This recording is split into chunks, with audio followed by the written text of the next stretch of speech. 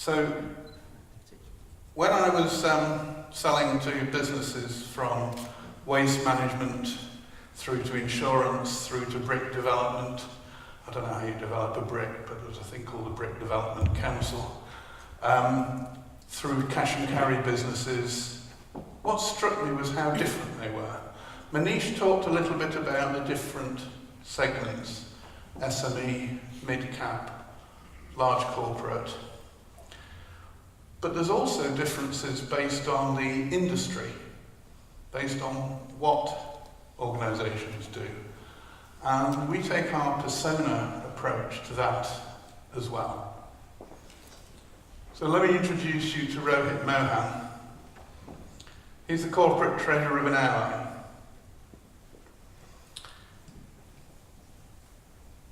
He's surrounded by engineers who are used to complex systems, very high quality. A software bug in an aircraft is no laughing matter, as we can see in the news this week. He's surrounded by people who are very highly skilled, very highly trained. If you think of air traffic control, they've been having real-time information systems. The first air traffic control computerized system was 1956, the year I was born. And if you think of an aircraft cockpit, how complicated, what sort of dashboard is that? You compare that with the sort of dashboard that you might get in banking.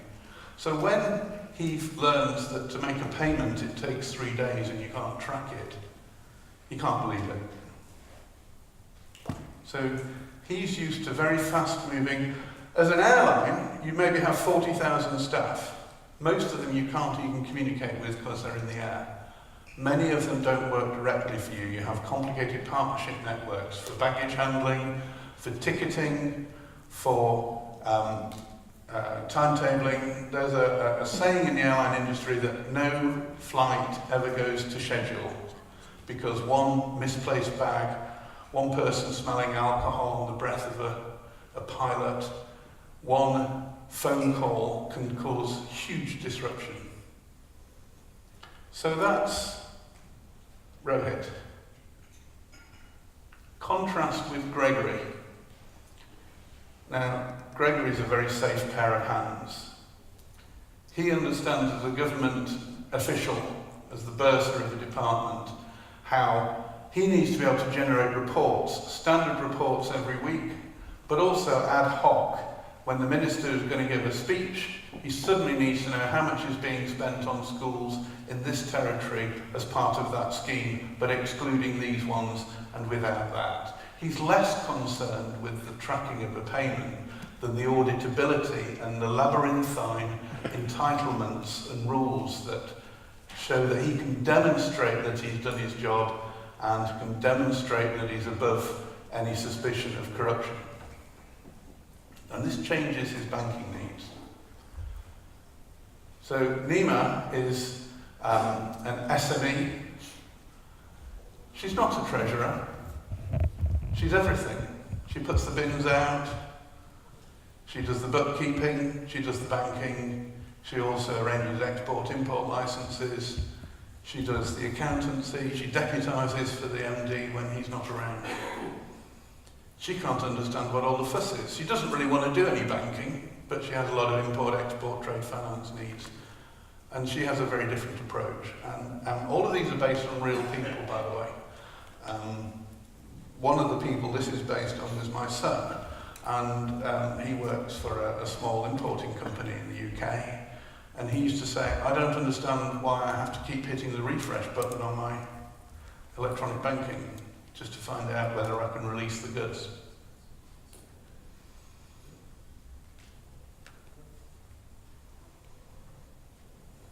So all businesses are different, but businesses are also all the same. So let me throw it open. Tell me, how do you find all businesses the same? What makes them the same? Objectives, processes. Objectives, processes. Balance sheets. Sorry? Balance sheet management. Balance sheet management, you've seen the slide, haven't you? When I started thinking about why are all businesses the same and in what way, and especially if you look at how the CEO looks at a business, not the treasurer, you start thinking about the balance sheet and the profit and loss. So let's just dig into this a little bit. So here's a typical balance sheet. What's the first thing you always have in the balance sheet? It's the assets. And what's the first asset? Cash at bank. So if you want to know how much money you've got, this is the first basic thing you need from a bank. How much money have I got in every country, in every currency, real time, now, balance and transaction reporting. Possibly a bit of liquidity management needed there. I've got inventory, but the worst thing an SME can do if they're trying to avoid going bust is pick up a big order, because then they've got to buy a lot of inventory. So you need working capital finance, supply chain finance. You've probably got bank loan for plant, maybe some trade finance to make sure that the equipment you ordered is the right equipment that arrives. And of course debtors, so collections and receivables, nowadays virtual accounts, and again supply chain finance. So you can see now that all the elements of transaction banking are there to support the balance sheet and the profit and loss. And we can carry on. Working capital finance, portfolio reporting, a whole slew of things to do with creditors, managing creditors. And then what do you do with the money that's left over at the end of the day or at the end of the week or at the end of the month, so short and long-term investments. And deposit taking, we just introduced a deposit manager which allows you to take deposits from clients while protecting the bank's balance sheet. The profit and loss, very similar. For sales, again, you want collections, receivables, supply chain finance, invoicing, trade finance. Salaries is an interesting one. In the 80s, people used to say to me, when they talked about wholesale banking, a payment is a payment is a payment. And they talked about clean payments. There are no clean payments. Nobody wants to make a payment. A payment, you lose money. When you say a payment is a payment is a payment, well, paying for a piece of plant is all about making sure you get the right thing at the right time. The actual timing of the payment isn't crucial. Payment for inventory, it is. But payment for salaries, if you're a day late, everybody thinks you're going bust. And it also has the interesting property that you've probably got 30,000 line items in different currencies, possibly in different countries.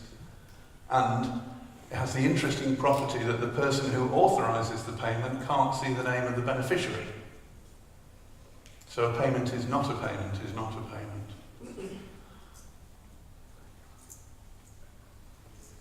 Cash flow forecasting, obviously, as well, and payments. So suddenly the whole of transaction banking, despite the fact that as an industry we've had a separate trade finance industry, with its own magazines, its own conferences, its own accreditation, we suddenly see this all in the context of what the client is actually trying to do. So that was my argument, that all businesses are different, and that matters, especially if we're trying to be client-centric, and all businesses are the same, and that matters, especially if we're trying to be client-centric. I wanted to pick up on one of the things that Manish talked about, which was the impact of supply chain finance. When I was at Barclays, we banked a National Health Trust. I think it was Southampton National Health Trust. They have about 30,000 suppliers, and we put in a platform system that meant that it would connect them with their suppliers, and the aim was to get rid of invoices and effectively do delivery versus payment DVP. So as a National Health Trust, you have a few big ticket items, an MRI scanner, crystallography equipment, but most of your activity is small items, hypodermic syringes, bandages, etc. And the point of need is in the hospital where the nurse has a station on the ward. So we put in a platform whereby the nurse could say, I need more syringes, and if they weren't in stock, it automatically ordered them from the favoured supplier. And when they arrived, the arrival at that place triggered payment instead of an invoice triggering payment. Now, the interesting thing that happened here was, having signed up the National Health Trust, it forced 20,000 suppliers to adopt this platform. So the bank then went to the next National Health Trust and said, you've got 30,000 suppliers, 20,000 of them are already on this platform. And then they picked up another 5,000 suppliers, and then they went to the next National Health Trust. So this is an example of banking an ecosystem. And that's really the way that business banking is going, with anchor clients, maybe Apple with all its suppliers, and then providing working capital finance to Apple's clients on the basis of Apple have guaranteed they will pay eventually, and thereby reducing the risk. Here's a client example. Unfortunately, Litesh couldn't be here. He's a little bit busy, but I spoke to him on the phone and he says it's going fantastic. We've got some phenomenal figures, but I'm not allowed to share them. But within a few weeks of launching supply chain finance with 100% SDP, very quickly got clients added and got money in for the bank. And this is, a public sector Indian bank. This is not from the most go-ahead part of the industry. So these are the sort of things that can be done. I want to say a few words about the Oxford programme. As Manish said, we believe that we are part of helping banks understand how to transform our industry. In fact, I'll put it stronger than that. I think between vendor companies like ourselves, some of the people that we bring into the Oxford programme, plus yourselves, we are all engaged on a crusade to improve what's the way in which transaction banking is done. We play our part, you play your part, but we're all together in this venture and endeavour. And I know we've got some alumni of the programme here, but for those of you who haven't been on the programme or aware of it, I'll just show you a little bit about what happens.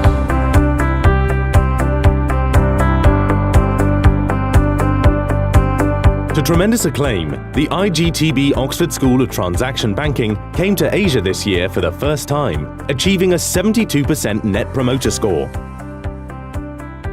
The inaugural Asia School was held from the 29th to the 31st of August 2018 in the famous Straits Room at the Fullerton Hotel, with 53 senior transaction bankers from 25 premium banks across Asia participating in the 2.5-day immersive course.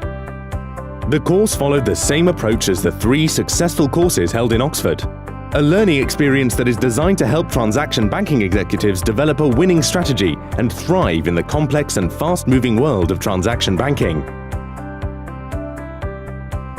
The program was crafted for attendees to learn about and explore 6 design frameworks for transaction banking and introduces the 3 key stages of a transaction bank's maturity: advocacy, growth and innovation, managing to performance, and conflict, disruption and stakeholder management. The event witnessed 18 speakers who covered a wide range of topics such as significance of design thinking in building client loyalty, leveraging technology in operations for transaction banking operations, unwrapping new areas for business growth and developing digital competency.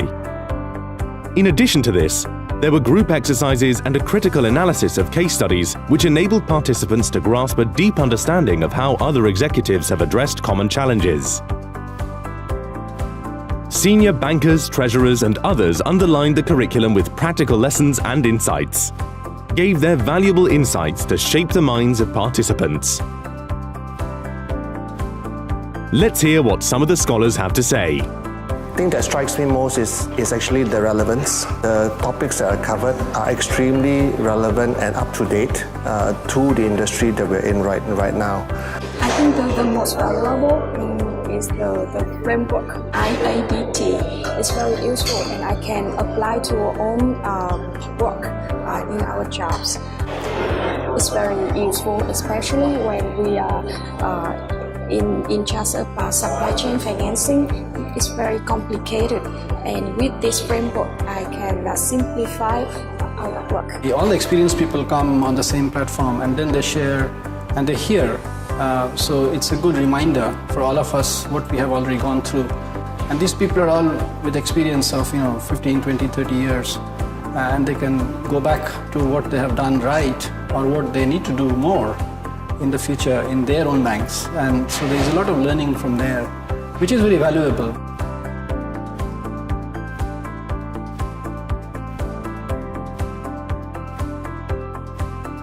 To register for the next course, visit igtboxford.com.